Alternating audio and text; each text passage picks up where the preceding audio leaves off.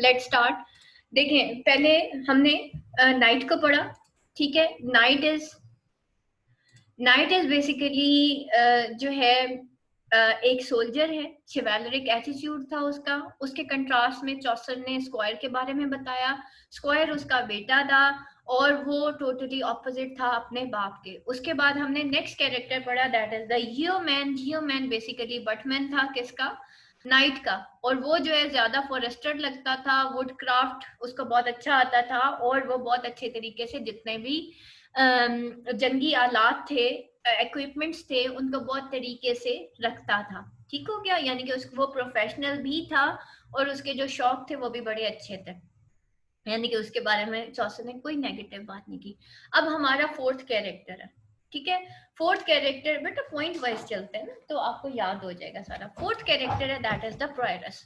Prioress basically एक none होती है जो कि कॉन्वेंट के अंदर होती है। उसका काम क्या होता है? आपको पता है कि ईसाइयत के अंदर रहबानियत का एक कॉन्सेप्ट है, ठीक है। रहबानियत ये कहती है कि दरवेश बन जाओ, दुनिया से तुम्हारा कोई ताल्लुक नहीं है और ये सारी चीजें। जबकि इस्लाम में हमें ये चीज नहीं सिखाई जाती। इस्लाम में ये है कि भाई आप चार लोगों के, ये कोई वो तरीका नहीं है कि जी आप बाबे बन जाओ। और एक देहातों के बाहर ना बाबे बैठे होते हैं, ठीक है। वो क्या होते हैं जी? वो दरवेश होते हैं, वो पीर साहब होते हैं जो अपनी पूरी फैमिली को छोड़ के और दरवेशी इख्तियार कर लेते हैं और एक रहबानियत इख्तियार कर लेते हैं। रहबानियत इस्लाम में नहीं है, ठीक है। हमने इस्लाम में शादी भी है, बच्चे भी हैं, बीवी भी है, सारा कुछ है, और उनके सबके साथ लेके हमने, ये क्या बात हुई कि भाई आप चार लोगों के दरमियान इसलिए नहीं बैठते कि आप गुनाहगार हो जाएंगे। तो दैट इज द थिंग, ये दैट इज द डिफरेंस। लेकिन in Christianity there is the concept of the रहबानियत, और nun is one of them. Nuns जो हैं वो शादी नहीं करती। मदर ट्रीसा आप लोगों को याद होंगी, ठीक है। तो that is basically the convent. और जो नन्स होती हैं उन वो कन्फाइन होती हैं कॉन्वेंट तक।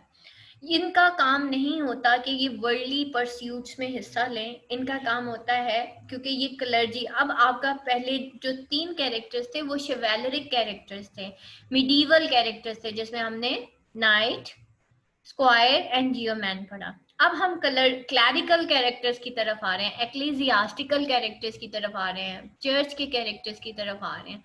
उसमें जो पहला कैरेक्टर है वो आपका प्रायरस का है, जो कि एक नन है, जो एक रिलीजियस कैरेक्टर है।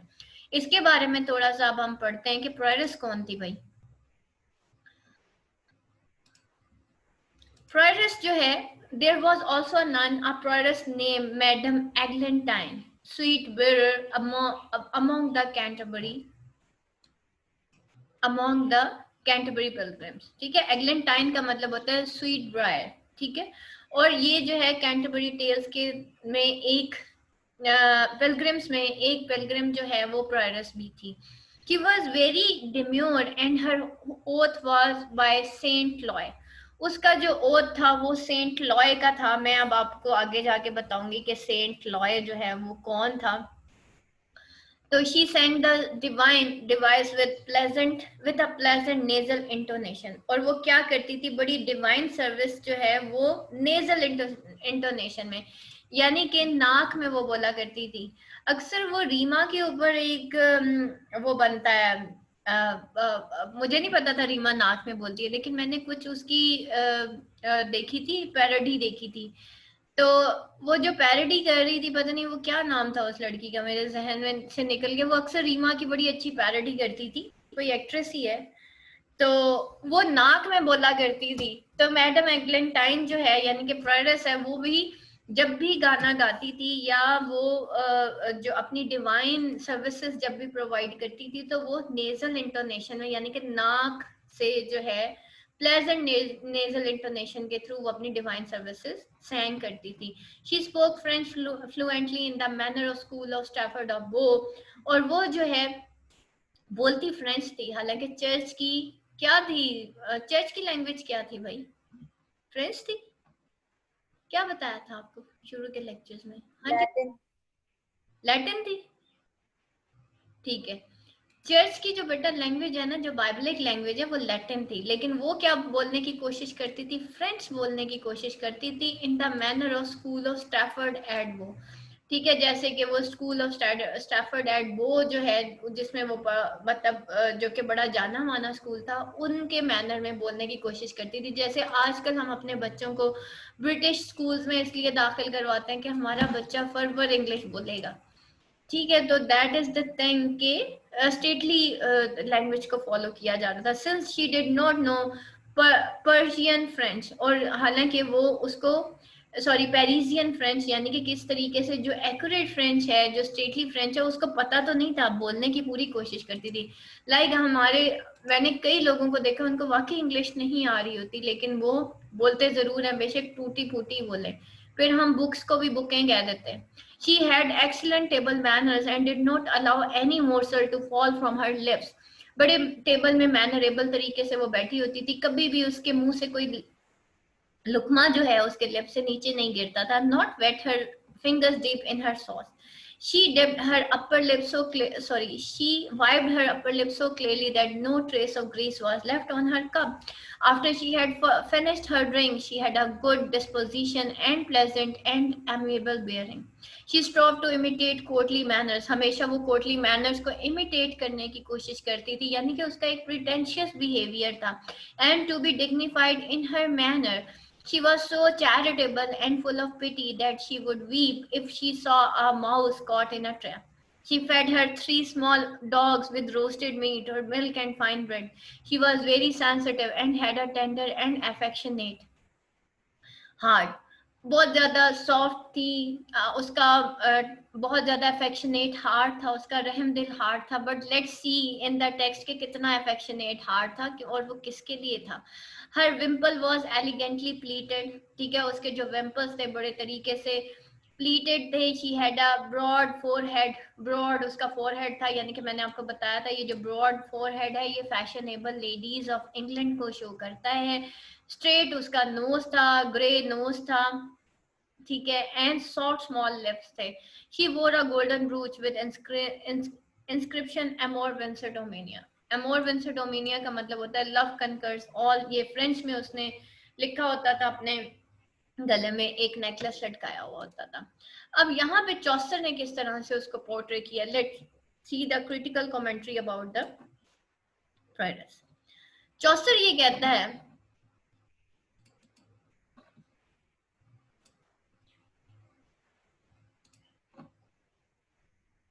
Chaucer has drawn an exquisite portrait of Prioress. He presented a lady who is utterly charming and elegant. ठीक है, एक ऐसी उसने लेडी को शो किया जो कि utterly charming or elegant है. The reader is told that Prioress is simple and quiet.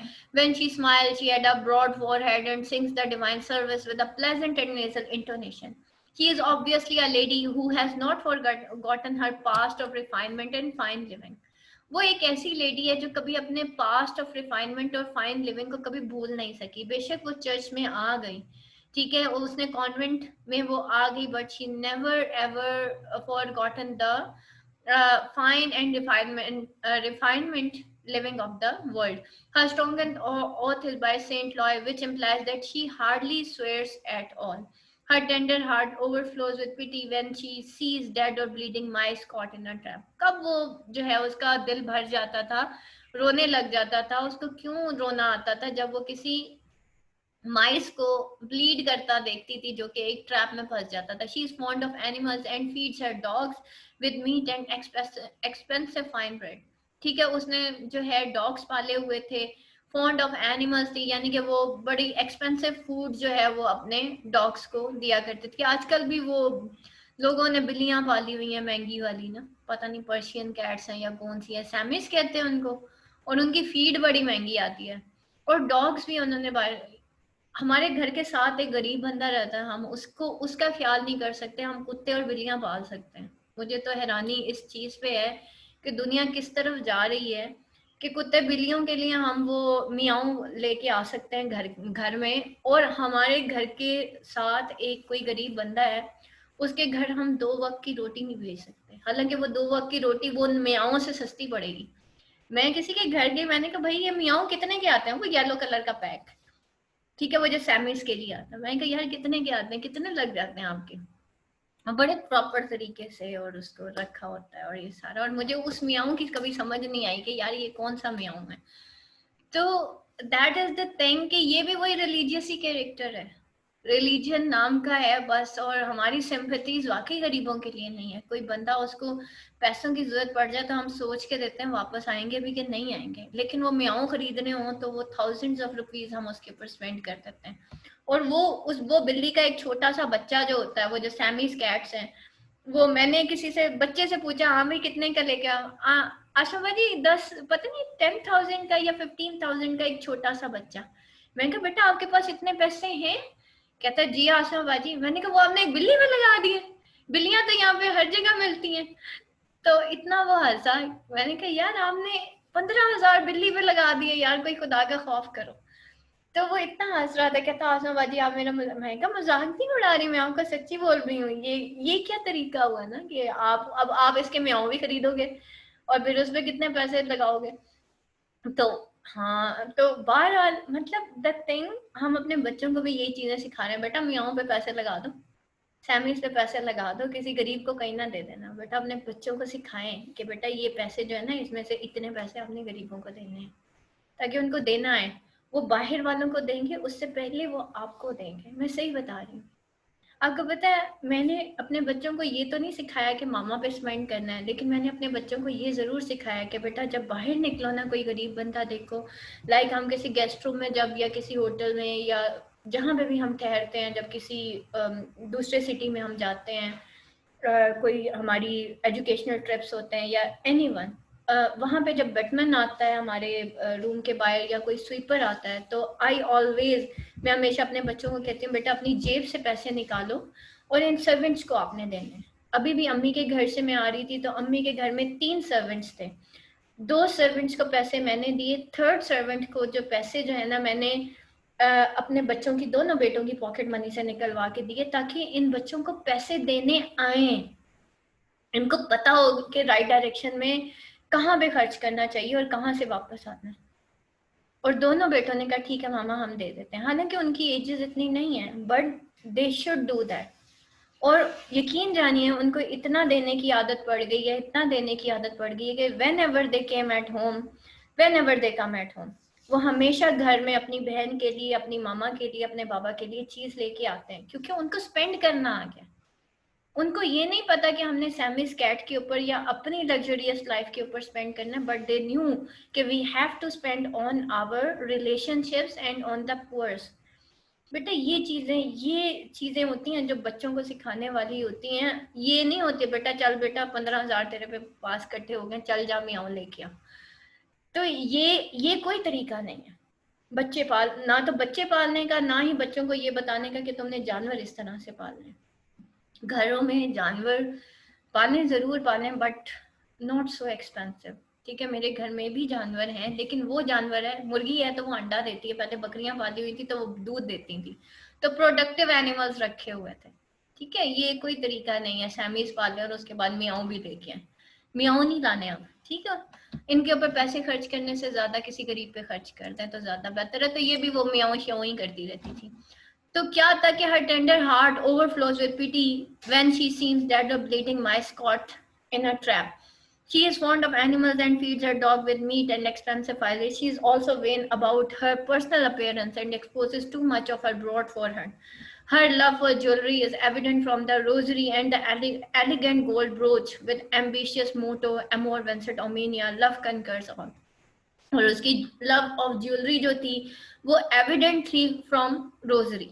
ठीक है, उसकी रोजरी, रोजरी किसे कहती है, वो जो तस्बीह पकड़ी हुई होती थी, उसकी लव ऑफ ज्वेलरी उसकी रोजरी से शो होता था। और जो एलिगेंट गोल्ड ब्रोच था वो उसके एम्बिशियस मोटो Amor Vincent ओमिनिया, love conquers all. ठीक है, उससे उसका शो होता था कि कितना वो जो है अपने गोल्ड ब्रोच जो है वो जो उसने पहना हुआ था, उससे उसकी वर्ल्डली एक एस्पेक्ट शो होता था। कि देखें, एक लेविश और लग्जरियस लाइफ का ताल्लुक किसी भी रिलीजियस बंदे से नहीं है। जो बंदा सादगी इख्तियार करता है उसको गोल्ड की फिक्र नहीं होती। ठीक है, ना ही वो कोई एक्सपेंसिव किस्म के एनिमल्स पालता है। ना ही वो उसको एक्सपेंसिव फूड देता है. This type of love could imply both spiritual as well as human love. Since she is a nun, it should rather have read Amor Dai, love of God. The precious affectations and her straight nose, grey eyes, and tender sensibility associate her with an elegant society lady rather than a nun. Thus, Joseph fills his portrait of the prioress with subtle irony by praising her especially for her fall. और ये चौसर ने जिस तरीके से prioress का फिल किया portrait of prioress with subtle irony, वो उसका by praising her specially for her fault, उसकी फॉल्ट्स को एक्चुअली प्रेज किया, उसकी जो बिहेवियर्स है उसको सटायर करके चौसर ने सटायरिकली पोर्ट्रे किया प्रायरस को, but in a very low humorous tone. ठीक है, चौसर ने जो अपना ह्यूमरस वे में कैरेक्टर्स को बयान किया है वो पंजेंट सटायर नहीं है. सटायर दो तरह की होती है, एक लो टोन में ह्यूमरस सटायर होती है, एक पंजेंट सटायर होती है, चुभने वाली. जैसे जॉनथन स्विफ्ट ने इंसान को उसके लेवल से ही गिरा दिया, उसने कहा ये तो जानवरों से भी बदतर है इंसान. ठीक है, लेकिन जो प्रायरस है, चौसर है, चौसर ने बड़े ही आराम से सुकून के साथ प्यार प्यार से इंसान की बेइज्जती की है. मजाक कर रही हूँ, उसने बड़े प्यार प्यार से इंसान को बताया है कि तुम्हारे अंदर क्या खामियां हैं. ठीक हो गया. अब चलते हैं जनाब इसके हम टेक्स्ट की तरफ. टेक्स्ट देख लेते हैं. And other nun was nun with higher head she. ठीक है, एक और नन थी उसके साथ. That was her chaplain and priest there. जो कि वहां पे क्या थी, चैपलिन थी वहां पे. ठीक है, जो कि वहां पे who was her secretary and 3 priest. उसके साथ 3 priest और थे. और क्या क्या था उसके साथ, that was her chaplain and priest her. और जो कि वहां पे उसके साथ जो है 3 जो है वो प्रीस्ट भी थे.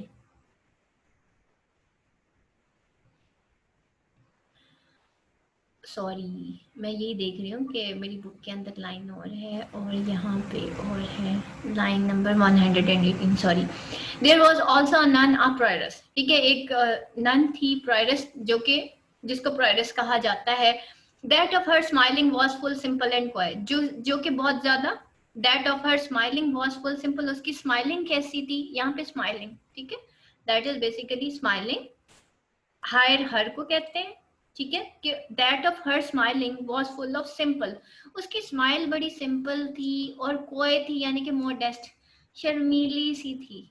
ठीक है, her greatest oath was but by saint Loy. और उसका जो ग्रेटेस्ट ओथ था वो सेंट लॉय था.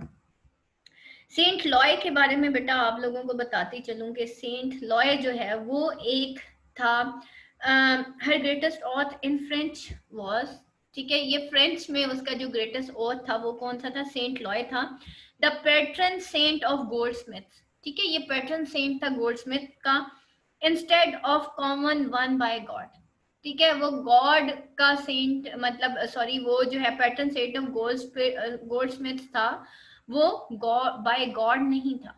ठीक है, तो ये जो थी मैडम एग्लेंटाइन जो है वो saint Loy, actually saint Eloy, ELOI. ठीक है, यानी कि सेंट एलॉय जो है वो उसका जो ग्रेट ऑथ था वो उसका लव ऑफ ज्वेलरी को शो करता है, क्योंकि सेंट लॉय कौन था, सेंट ऑफ गोल्ड स्मिथ था. ठीक है, तो इस वजह से ये जो सेंट लॉय है ये पैटर्न है the Saint Loy in French, जो कि the pattern saint of goldsmiths है. और ये जो है शो कर रहा है love of jewellery and Prioress. हालांकि प्रायरस का लव ऑफ ज्वेलरी से कोई ताल्लुक नहीं है, क्योंकि वो तो एक रिलीजियस कैरेक्टर था ना. रिलीजन का गोल्ड के साथ कोई ताल्लुक नहीं होता, लेविश लाइफ के साथ कोई ताल्लुक नहीं होता.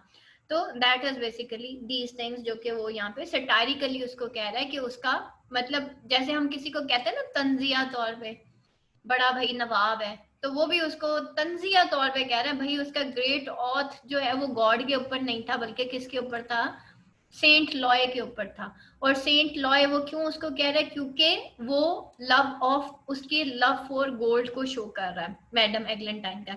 And she was clapped madam Eglantine, और उसका जो नेम था वो क्या था, मैडम एग्लेंटाइन. और मैडम एग्लेंटाइन जो है वो उस दौर के जो नेम्स हैं, यानी कि मॉडल्स के नेम हुआ करते थे। एग्लेंटाइन का बेसिकली मीनिंग जो है वो होता है एग्लेटाइन, अ वाइल्ड रोज कॉमनली कॉल्ड स्वीट ब्रायर। ठीक है, एक वाइल्ड रोज का नाम है जिसको स्वीट ब्रायर कहा जाता है। और ये उस दौर के अफसानों में, नॉवेल्स में ये नाम बड़ा इन होता था। जैसे आजकल अरीशे, परीजे और पता नहीं कि कैसे कैसे नाम लोगों ने अपनी बेटियों के रखना शुरू कर दिए, क्योंकि वो नॉवेल्स के अंदर लिखे हुए होते हैं। ठीक है, उनके कोई मीनिंग्स नहीं होते, लेकिन अरीशे, परीशे और पता नहीं क्या क्या, अनुशे और इस तरह के नेम्स जो हैं ये बेसिकली कहाँ पे होते हैं, ये नॉवेल्स और रिसालों और पता नहीं कहाँ कहाँ पे लिखे होते हैं। इवन वो एक नाम है आजर। आजर आपको पता है किसका नाम था? हजरत इब्राहिम के जो, हजरत इब्राहिम अलैहिस्सलाम के जो फादर थे ना, जो बुत परस्त थे, उनका नाम आजर था। और आजर नेम जो है वो एक कोई ड्रामा चला था एक दौर में, ईद पे डॉली की आएगी बारात, है ना, यही था। उसके अंदर वो एक कैरेक्टर था आजर का। उसके बाद जो लोगों ने अपने बच्चों के नाम आजर रखना शुरू किए, अल्लाह ही माफ करे, मतलब एटलीस्ट आप उसका कॉन्टेक्स्ट तो पढ़ लेना, इस नाम का बेसिक मीनिंग क्या है। तो वहां पे किसी हीरो का नाम आजर था, तो सारों ने अपने बेटों के नाम आजर रख दिया। अभी देख लें कितने बच्चे हैं जिनके नाम आजर हैं। तो एक्चुअली दैट इज शोइंग, नाम बेसिकली रखना मसला नहीं है। असल में जब हम बच्चे का नाम या किसी का भी नाम रखते हैं ना, आपके बच्चे का पहला हक यही है ना कि वालिदैन पे कि वो उसका अच्छा नाम रखे। ठीक है, वो नाम के असरात होते हैं कि आपने जिस तरह का नाम रख दिया, वो बच्चा जरूर पूछेगा कि ये किसका नाम था। ठीक है, और वो जब उसका कॉन्टेक्स्ट देखेगा वो उसके जैसा बनने की कोशिश करेगा। तो दैट इज द थिंग। इस वजह से अब वो, क्योंकि उसका नाम एग्लेंटाइन था, तो उसके बिहेवियर्स भी एग्लेंटाइन के थे, क्योंकि वो जो है एक अफसानवी नाम था। तो जब बेटा आप अफसानवी नाम रखेंगे तो आपके बच्चे भी अफसानवी तरीके से शो करेंगे कि भाई हम बड़े मॉडर्न बच्चे हैं। ठीक है, हम अपने बच्चों का वो नाम रखते हैं तो किसी ने भी अपने बच्चे का ना रखा। तो दैट इज द थिंग कि उस इस वजह से फिर पर्सनैलिटीज जो है वो डेवलप होती हैं कि भाई हमने वो बनना है जो कोई भी ना हो। तो वो तो अब कोई भी नहीं हो सकता ना। So full well she song the service divine, तो वो बड़े तरीके से अपनी डिवाइन सर्विस को कैसे सॉन्ग करती थी, sang the service, divine service well on entuned in her nose full seemly, intoned in her nose in a very polite manner। ठीक है, बड़े सीमली फुल एंट्यून करती थी अपने नोज में, मतलब पोलाइटली मैनर में वो अपने नोज में बोलती थी। The French he speak full fair and fetisly, और बड़े तरीके से, बजाय इसके कि वो लैटिन बोलती, वो बाइबलिक लैंग्वेज बोलती, वो क्या बोलती थी, वो फ्रेंच बोलती थी, because French is basically the stately language. French is the courtly language. Instead of following the clergy, instead of following the convent, या वो बाइबल की लैंग्वेज को फॉलो करती, वो किसको फॉलो कर रही थी? वो स्टेटली लैंग्वेज जो कि फ्रेंच थी उसको फॉलो करती थी। After the school of Stafford एडबो, in the manner of Stafford एडबो, यानी कि ये स्कूल जो था ये बड़ा मशहूर था, फ्रेंच स्कूल था जहाँ पे फ्रेंच बहुत अच्छी सिखाई गई जाती थी। चौसर की अपनी बीवी इसी स्कूल से पढ़ी हुई थी। तो ये बड़ा कोई मशहूर, जैसे आजकल सिटी एजुकेटर्स और ये सारे बड़े मशहूर हैं कि जी यहाँ पे बच्चों को डाल दें तो जी पता नहीं बच्चे क्या बन जाएंगे। आज तक मैंने सिटी और इन एजुकेटर्स के किसी बच्चे को मैट्रिक में टॉप नहीं करते देखा। ठीक है, सॉरी टू से। तो बहुत अच्छा बच्चों को वो पढ़ा जरूर, पता नहीं क्या पढ़ाते हैं, लेकिन बहरहाल मुझे तो आज तक इन स्कूलों की समझ नहीं आई। तो यहाँ पे भी वो जो मैनर्स हैं वो स्टैफर्ड एडबो जो है वो, यानी कि मैनर्स, बहरहाल इंग्लिश अच्छी बोल लेते हैं बच्चे। फॉर फ्रेश ऑफ पेरिस, और हमें ये लगता है कि पता नहीं मेरा बच्चा अच्छी इंग्लिश बोल लेगा तो पता नहीं वो कहाँ से कहाँ पहुंच जाएगा। कुछ भी नहीं होता, कुछ भी नहीं होता, यकीन जानिए। प्रैक्टिकल लाइफ के अंदर आपका, ठीक है, आपके मैनर्स, वो आपके मैनर्स और आपके बिहेवियर्स बड़े मैटर करते हैं। आप इंग्लिश बोल रहे हैं but you are a very rigid person, और आप किसी के साथ बैठ के 2 मिनट बैठ नहीं सकते, आप उसको बर्दाश्त नहीं कर सकते। आप एक ऑफिस में कैसे काम करोगे? आप अपना कारोबार नहीं रन कर सकते अगर आपके अंदर टेम्परामेंट नहीं है।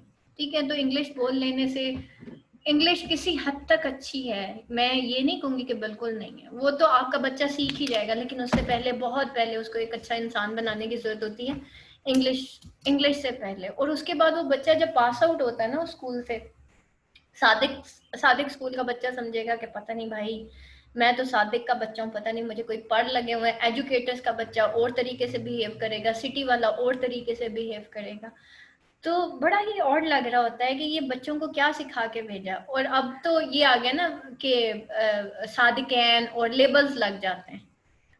जो जिकी वाले हैं उनको रावियन कहा जाता है, जीसी वालों को आई थिंक रावियन कहा जाता है। तो स्लोगन्स एंड टैग्स लगा दिए। ठीक है, पहले तो खाली सूबों की बात हुआ करती थी कि जी सिंधी है, बलोची है या ये, अब ये स्कूलों के भी लेबल्स एंड टैग्स हो गए ना कि जी ये रावियन है, ये जिकी का है, ये सिटी का है, ये एजुकेटर्स हैं। तो these are the thing that is a very wrong tradition जो अब स्कूल के अंदर और कॉलेजेस के अंदर अब चली है। तो that is the same thing कि वो मैनर किसको फॉलो करती थी, स्टैफर्ड एट वो को। For French of Paris was to hire unknown, और फ्रेंच ऑफ पेरिस जो थी उसके लिए बड़ी अननोन थी। यानी कि कोशिश तो बड़ी करती थी वो कि वो फ्रेंच बोले, लेकिन फ्रेंच ऑफ पेरिस उसके लिए टोटली अननोन थी। जैसे हम लोग अक्सर टूटी फूटी इंग्लिश बोलते हैं। At meat well taught was he with all, और वो जो है एट मील, मीट यहाँ पे मील्स को कहा जा रहा है, मतलब उसको बड़ा पता था कि किस तरीके से विद ऑल, यानी कि he was well taught indeed about the how to take the morsel and the meat। ठीक है, किस तरीके से उसने अपना मील लेना है। She let no morsel from her lips fall, और कभी भी उसके लिप्स से कभी कोई मोर्सल नीचे नहीं गिरता था। नी wet her fingers in her sauce deep, और ना ही उसके जो फिंगर्स हैं वो सॉस के अंदर डीपली वेट होते थे। Well could she carry a morsel and well keep, और बड़े तरीके से वो अपना मोर्सल कहते हैं लुकमे को, ठीक है, वो बड़े तरीके से मोर्सल जो अपने मुंह में कैरी करती थी। एंड टेक गुड केयर, बड़े वेल केप्ट मैनर में, मतलब बड़े तरीके से लुकमा मुंह में डालती थी। दैट नो ड्रॉप ने फिल अपॉन हर ब्रेस्ट, के एक भी सालन का दाग उसके कपड़ों पे नहीं गिरता था, उसके जिस्म पे नहीं गिरता था। इन कर्टेसी वॉज सेड फुल मचल हर लेस्ट, और हर कर्टेसी में वो कैसी थी, वॉज फुल मचल हर लेस्ट इन गुड मैनर्स। लेस्ट बेटा गुड मैनर्स को कहते हैं।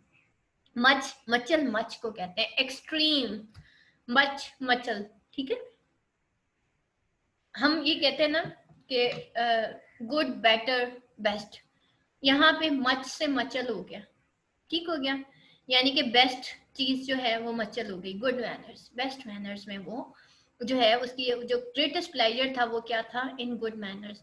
His overlip wiped she so clean, और उसके जो ओवरलिप थे वो बड़े तरीके से क्लीन होते थे। That in her cup there was no further seen, और उसके कॉप यहाँ पे कप को कहा जा रहा है, हायर हर को कहा जा रहा है कि उसके कप में कोई भी टाइनी बिट ऑफ जो जिसे कहना चाहिए ग्रीस है वो नहीं नजर आता था, ऑफ ग्रीस, ग्रीस का। When she drunken had her draught, जब भी वो अपनी ड्रिंक लेती थी तो उसके कप पे कोई भी ग्रीस का टाइनी ड्रॉप भी नहीं बचता था पीछे।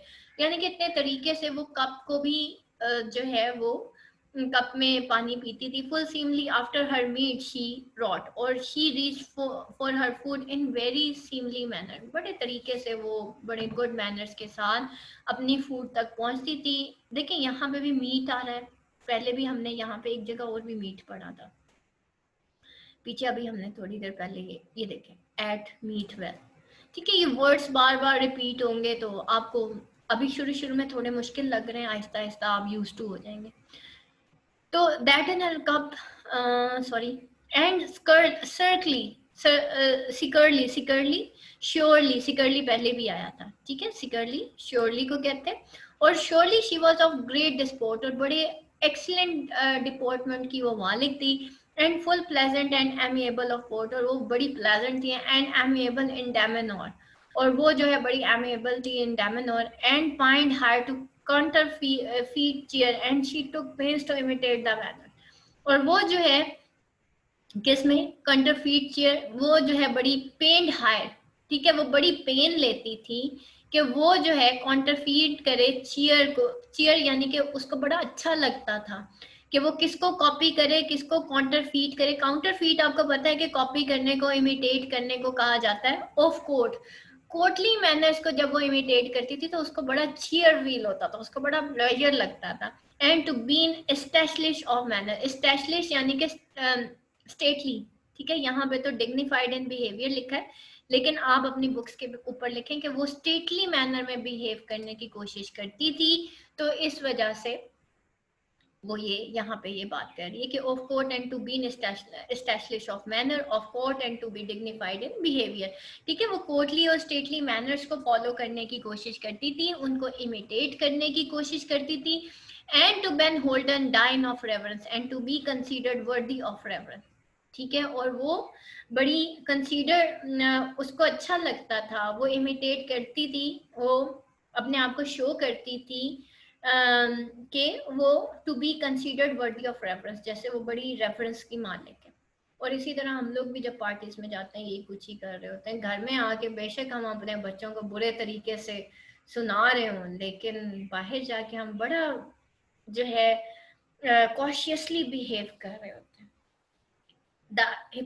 The pretentious nature of us, ठीक है, ये हमारी प्रिटेंशियस नेचर। तो में से बेहतरीन इंसान वो है जो अपने घर वालों के लिए बेहतर है, बाहर जाके तो हम अच्छा बिहेव कर ही लेते हैं। गुस्सा कर आता नहीं होता, गुस्सा हम करते हैं। ठीक है, कभी किसी ने अपने बॉस को भी 10 सुनाई, हम गुस्सा उस पर करते हैं जो कि जिसका हमें पता है ये बंदा आगे से नहीं बोलेगा। उसमें कभी कभार गरीब तबका आ जाता है, किसी बंदे को 4 सुना देते हैं। बहुत सारे ऐसे लोग होते हैं जिनको हम कुछ कह नहीं सकते क्योंकि पता आगे से और 10 सुनने को पड़ेंगे, इसलिए हम उनके मुंह भी नहीं लगते। ऐसे है। तो बेटा गुस्सा कौन कहता है गुस्सा आ जाता है? गुस्सा हम करते हैं। जहाँ पे बर्दाश्त करने की बात आए ना, वहां पे हम बर्दाश्त कर लेते होते हैं। ठीक है, तो दैट इज द थिंग। इसी तरीके से हमारे बिहेवियर्स हैं। हम बाहर जाके बड़ा प्रिटेंशियसली अपने आप को शो करते हैं कि भाई हमारे बड़े मैनरेबल कपड़े और जूते हैं, द वे वी स्पीक। मैंने आपको परसों किस दिन एक लेक्चर दिया था जिसमें मैं कह रही थी कि हमारे घर कोई आ जाता है तो हम किस तरीके से प्रिटेंशियसली बिहेव कर रहे होते हैं, जैसे पता नहीं हमसे ज्यादा अच्छा तो कोई कुक है ही नहीं, हमसे अच्छा मैनरेबल तो कोई है ही नहीं। मेहमानों के सामने हम इस तरह से शो कर रहे होते हैं। हर कोई अपने घर में खाना पकाता है। ठीक है, कोई भी पढ़ा लिखा बाशऊर इंसान वो आपकी इन चीजों से इंस्पायर होने वाला नहीं है। पर्सनैलिटी रिफ्लेक्ट करती है। आप उसके आगे 10 खाने रख देंगे और वो वक्ती तौर पे आपकी तारीफ करके चला जाएगा। ये 5 वक्त की खुशी कोई खुशी नहीं होती। ठीक है, बल्कि अगले ने जाके अपने घर में जाके यही कहना, वो देखा तो उसके बच्चे किस तरह से बिहेव कर रहे थे। ये मैं आपको सच बता रही हूँ। तो बेटा आंखें खोलें, रियलिटी को देखें। ये हमारी रियलिटीज नहीं है। ये कभी आपने किसी सहाबिया के बारे में सुना वो बड़ी अच्छी कुक थी? आप ये सुनेंगे कि वो बड़ी अल्लाह की बंदी थी, बड़े सिंपल वे में वो रहा करती थी, लेकिन आप ये नहीं सुनेंगे कि वो बड़ी अच्छी कुक थी। हमने किन चीज़ों को अपना जो है वो ओढ़ना बिछोना बना लिया कि सारा दिन खाने पकाते रहे। ठीक है, मेहमान आए तो जो औरत बहुत अच्छा खाना पका ले वो अच्छी औरत होती है। मैं तो नहीं मानती इन चीज़ों को। हालांकि मेरी कुकिंग बहुत अच्छी है, यकीन जानिए मैं बहुत अच्छी कुक हूँ, लेकिन मैं इन चीज़ों को कभी भी प्रायोरिटी नहीं देती। खाना ज़रूर बनाती हूँ मेहमानों के लिए, लेकिन बेटा प्रायोरिटीज़ हमारी ये नहीं है। प्रायोरिटीज़ घर में 2 वक्त का खाना है, और प्रायोरिटीज़ ये नहीं है कि लोगों को कुछ करके दिखाना है। ना ही हमें मशहूर होने के लिए किसी की तारीफ के लिए ज़रूरत है। अच्छा करने के लिए बेटा किसी की तारीफ हासिल करने की ज़रूरत नहीं होती। अच्छा ही होता है और वो आपको एक दायमी खुशी दे के जाता है। ठीक है, अपनी ज़िंदगी में अपने किरदारों को इतना पुख्ता कर लीजिए कि ना तो किसी की तारीफ से आप फूल जाएं, ना ही किसी के क्रिटिसिज्म से आप टूट जाएं। इतना मजबूत किरदार होना चाहिए, फिर आएगा मज़ा ज़िंदगी जीने का। ये 5 वक्त की खुशियां नहीं होती कि फलाने ने मेरी तारीफ की और इतनी की, और फिर हम 10 लोगों को जाके बताते हैं वो फलाने ने मेरी इतनी तारीफ की थी। ये भी कोई तारीफ हुई? हम्म? तारीफ उस खुदा की जिसने जहां बनाया, कैसी जमीन बनाई, क्या आसमां बनाया। ठीक है, हमारी भी कोई तारीफ है? तो तारीफ तो उस वक्त होगी बेटा जी जब फरिश्ते हमारी तारीफ करेंगे कि अल्लाह का बंदा है, अल्लाह की मानता है, अल्लाह का जिक्र करता है। तो फरिश्ते भी नाजिल होते हैं, पता नहीं कहाँ कहाँ से नाजिल होते हैं कि यार ये जमीन पर जो वो हदीस में है ना। आपके लेक्चर का टाइम एंड हो गया इसलिए मैं बात कर रही हूँ। हदीस में है कि आसमान पे जो फरिश्ते हैं ना अल्लाह ताला से पूछते हैं कि यार ना ये जो जमीन पे सितारे हैं ये क्या चीजें हैं जो चमक रही हैं? अल्लाह ताला कहते हैं मेरे बंदे हैं जो मेरा जिक्र करते हैं, ये वो चमक रहे हैं जमीन पे।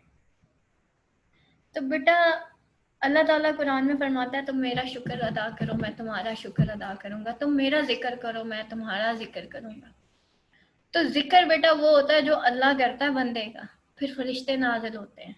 आपके इर्द गिर्द सैकड़ों लोग आ जाएं, सैकड़ों लोग आ जाएं जो कि आपकी बुराई करने पे तैयार है, अल्लाह ने ऐसे फरिश्ते नाजिल करने हैं ना, वो इंसानों के मुंह बंद हो जाने हैं। मैं आपको सही बता रही हूँ, ईमान मजबूत होता है तो बेटा मौजे होते हैं। अब आपको कुन फाया कून पे ईमान ही नहीं है तो आपकी जिंदगी ने क्या बदलना है।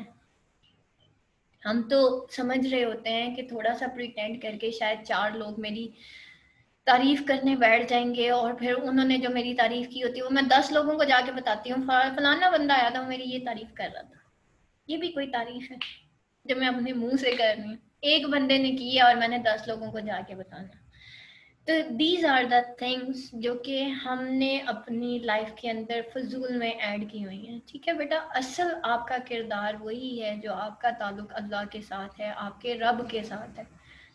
कपड़ों से, जूतों से और लोगों के सामने बी द रियलिस्टिक वन। मैं ये नहीं कहती लोगों से बदतमीजी करें, खुलू लिन्नासी हुस्ना, बात करो तो आसान तरीके से करो। ठीक है, बहुत अच्छे तरीके से बात करना है। बाज लोग लोगों के साथ बदतमीजी ये कह के करते हैं कि हम जी मुनाफिक नहीं है इसलिए हमने उसको 4 सुना दी। You are wrong, you are totally wrong. आपको किसने कहा आप किसी से बदतमीजी करें और आप अपने ऊपर ये लेबल लगाएं कि आप हिपोक्रिटिकल नहीं है, आप मुनाफिक नहीं है। आपको किसने कहा 4 सुना के आ जाओ किसी को? किसी ने भी नहीं कहा। This is not the way to convey the your ideas and thoughts and, ठीक है, बल्कि ये तो फसाद फैलाने वाली बात है। और कुरान में है कि जब उनको कहा जाता है कि जमीन पे फसाद मत फैलाओ तो वो कहते हैं कि हम तो सही कर रहे हैं। ये फसादी की अलामत है, मुफसिद की अलामत है जो जमीन पे फसाद फैलाते हैं। तो बेटा दीज आर द थिंग्स, इन चीज़ों को समझें कि what are our norms and traditions, culture क्या है हमारा, अल्लाह क्या है, बंदा क्या है, रब क्या होता है। इन चीज़ों को पहचानिए। इल्म वो है जो कि आपको रब की मार्फत करा देता है। इल्म वो है जो आपको मजबूर कर दे कि आप कायनात की, अल्लाह की बनी हुई एक एक चीज़ के ऊपर सोचने पे मजबूर कर दे कि अगर अल्लाह ने ये चीज़ बनाई है ना, इसमें कोई ना कोई हिकमत ज़रूर होगी। एक दिन मैं बैठी अपने साय के ऊपर गौर कर रही थी, ठीक है, कि अल्लाह ने साया क्यों लंबा बनाया। तो कुछ आंसर मुझे ऐसे मिला कि हमारा जो साया ना अल्लाह ने लंबा बनाया, अल्लाह का एक मैसेज है इसके अंदर। अगर देखिए, गौर से देखें कि जब इंसान का हर अमल होता है ना उसका साया बहुत लंबा होता है। अल्लाह ने बंदे को बताना था बेटा सोच के कदम रखी, साया बड़ा लंबा है, सही करेगा ना वो फ्यूचर में तुझे कुछ अच्छा मिल जाएगा, और गलत करेगा तो फ्यूचर में तुझे इसका बैड इम्पैक्ट मिलेगा। Same is the case, specially मैं माओ को कहती हूँ अपने बच्चों की बहुत अच्छी तरबियत कीजिए, क्योंकि इसका साया बड़ा लंबा है। आज आप जवान हैं, कल वो जवान होंगे। ठीक है, आज वो कमजोर हैं, कल आप कमजोर होंगे, क्योंकि आप बूढ़े हो चुके होंगे जब आपकी औलाद जवान होगी। मैं बूढ़ी हो जाऊंगी ना जब मेरी औलाद जवान होगी, तो मैं उस वक्त कमजोर होंगी। अगर उनकी, मेरे बच्चों की कमजोरी में मैंने उनको उस खाली स्लेट पे जो लिखा है ना वो मुझे मेरे बुढ़ापे में मिलना है। हम अपने बच्चों को घरों में अकेला छोड़ देते हैं ये सोच के कि मेरे बच्चे को मोबाइल चाहिए, मेरे बच्चे को टैबलेट चाहिए। उसको मोबाइल टैबलेट नहीं चाहिए। आप अपने बच्चे को मटीरियलिस्टिक मत बनाइए। आप उसको बिल्लियों और कुत्तों के पीछे मत लगाएं, उनको अल्लाह की कुर्ब की तरफ लेके आए। उनको बताएं कि बेटा ये अल्लाह है, तुम अल्लाह की राह में दोगे तुम्हें इससे कहीं ज्यादा मिल जाएगा। तो दीज आर द थिंग्स कि जो हमने अपने बच्चों को देनी है। फिर देखें बच्चा सामने ऊंची आवाज में बात करता है कि नहीं करता, माएँ यही रोती है ना, मेरा बच्चा मेरी बात नहीं सुनता।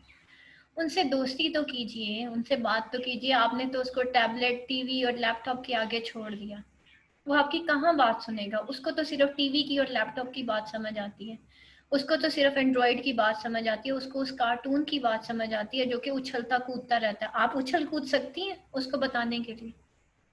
आपने उसको हैबिट डेवलप कर दी कि अगर उछलोगे कूदोगे। इवन स्कूल्स के अंदर भी अगर आप जाएं तो आजकल टीचर्स उछल कूद के ही स्टूडेंट्स को बता रही होती हैं। मॉन्टेसरी स्कूल्स में टीचर्स क्या कर रही होती